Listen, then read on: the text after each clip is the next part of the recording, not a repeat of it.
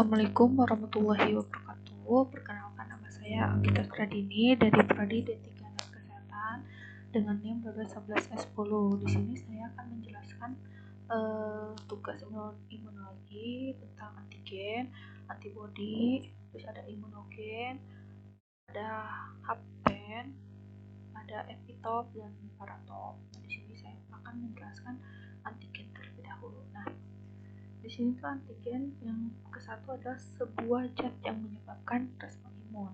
Nah, zat yang dimaksud adalah mikroorganisme, entah itu bakteri, virus, parasit yang dianggap asing oleh tubuh. Nah, ketika masuk ke dalam tubuh merespon bahwa ini adalah sebuah benda asing, maka bisa menyebabkan respon imun. Nah, pertanyaannya, adakah antigen yang dapat menyebabkan respon imun? Jawabannya ada, yaitu hapten.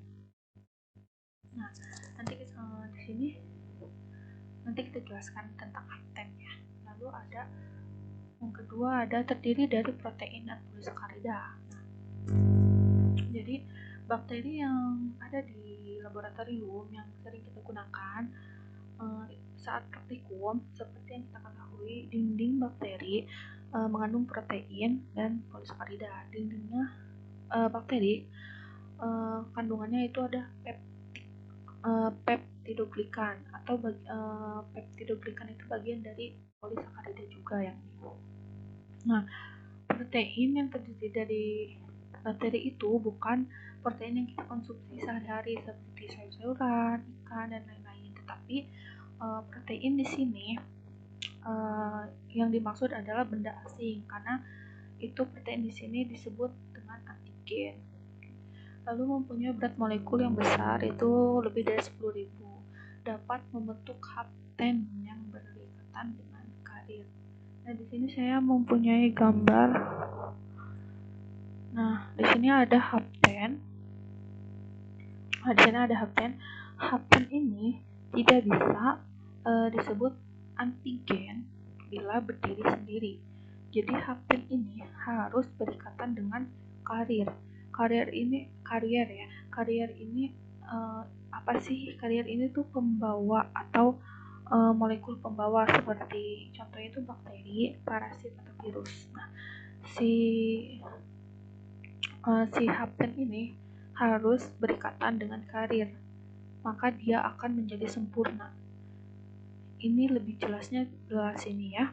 Jadi ini adalah yang merah ini adalah antigen, dan yang segitiga yang bulat sama yang kotak ini itu epitop, dan yang garis-garis ini itu adalah antibodi.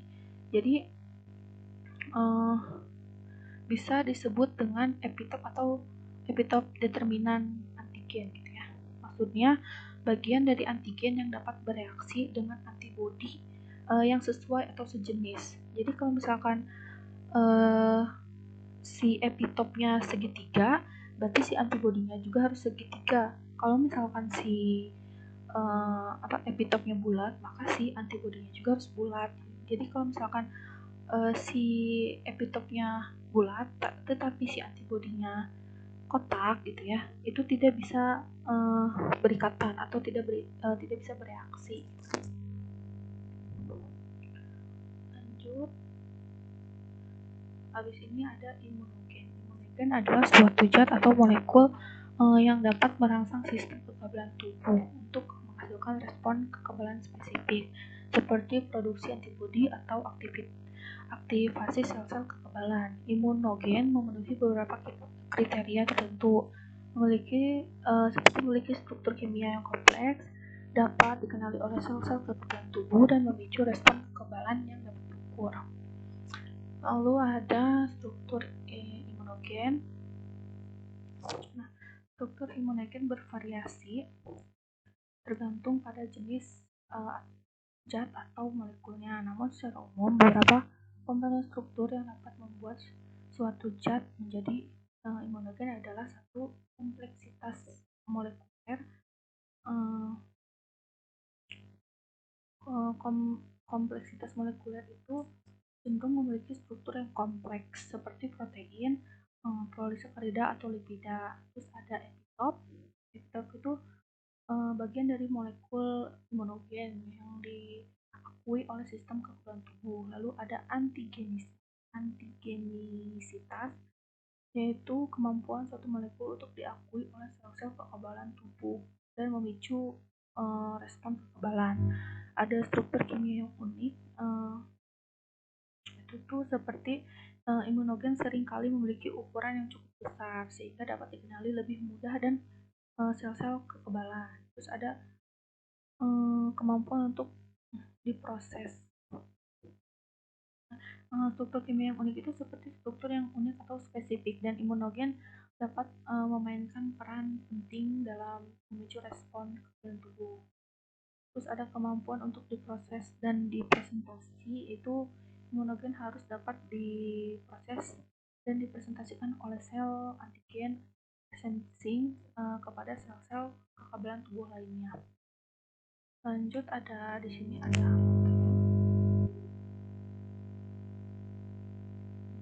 hapten adalah molekul kecil yang tidak dapat memicu respon kekebalan secara mandiri, tetapi ketika terikat pada molekul yang lebih besar, biasanya protein, mereka menjadi imunogenik. Hapten sendiri tidak memiliki epitop yang cukup besar atau kompleks untuk diakui oleh sistem kekebalan tubuh, sehingga tidak dapat memicu respon kekebalan. Namun, ketika terikat pada molekul karier yang lebih besar, hapten dapat menjadi bagian dari struktur antigen kompleks yang diakui oleh sistem kekebalan tubuh. Dan di sini saya mempunyai contoh hapten ya.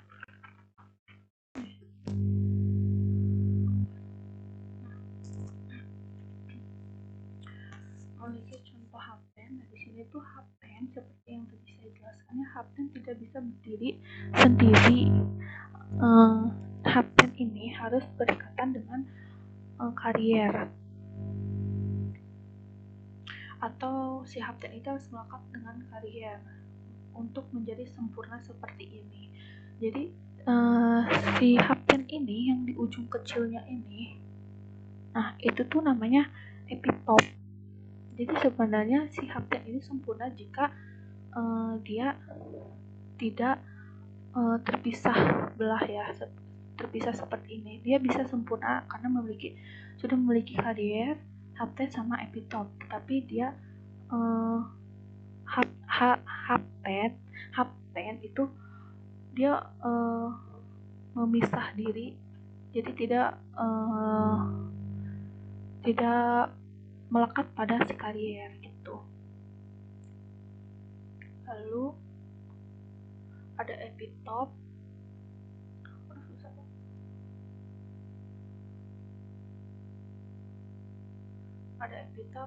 Epitop itu antigen determinan yang sudah saya jelaskan ya, merupakan bagian dari antigen yang bereaksi dari antibodi.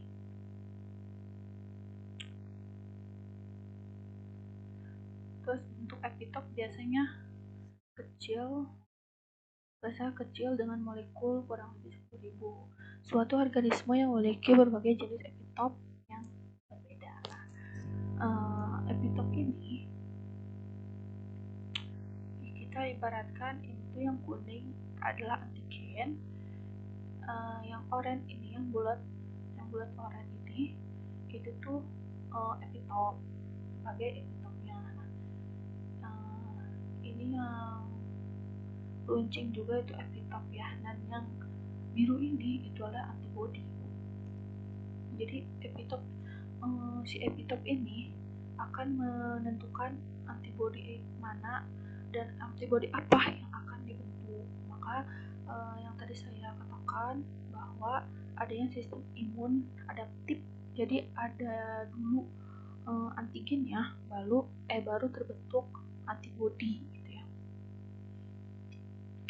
Lalu kita lihat di sini gambar 4. Di sini gambar 4 yaitu satu antigen memiliki beberapa epitop yang berbeda. Jadi antigen satu tidak hanya memiliki satu epitop, tapi beberapa epitop. Jadi gimana untuk si antibodi? Nah, jadi si antibodi harus ngikutin si antigen. Jadi kalau misalkan si antigennya ada 5, berarti si antibodi juga harus ada 5. Nah, kita lanjut habis itu ke peran epitop. Nah, peran epitop itu akan memicu respon imun spesifik, aktivitas sel B, aktivitas sel T, pengenalan antigen, pengenalan vaksin. Lalu di sini ada paratop. Dalam imunologi, paratop juga dikenal sebagai tempat pengikat antigen.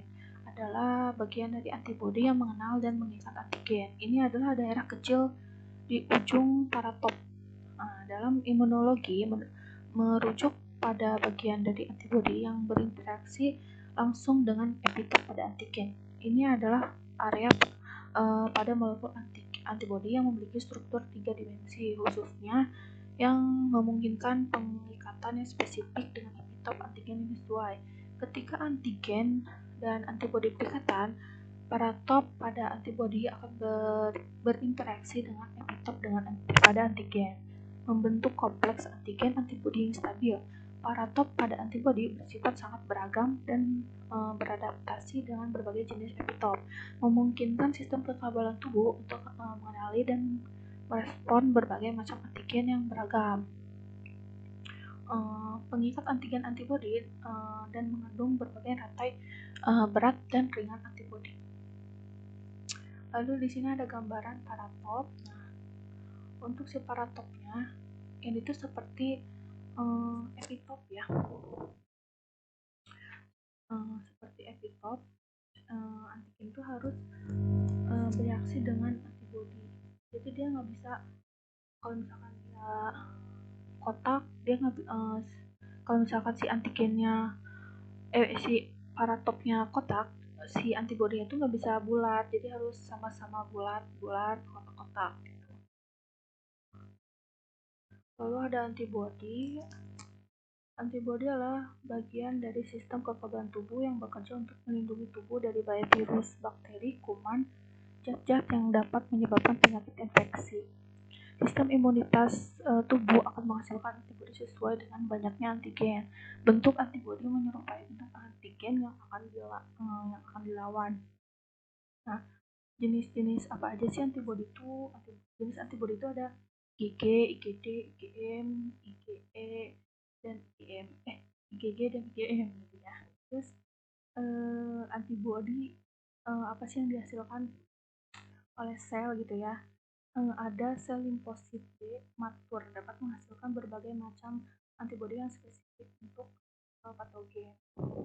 Nah, mungkin segitu saja dari saya. Kurang lebihnya mohon maaf jika ada kata-kata yang kurang.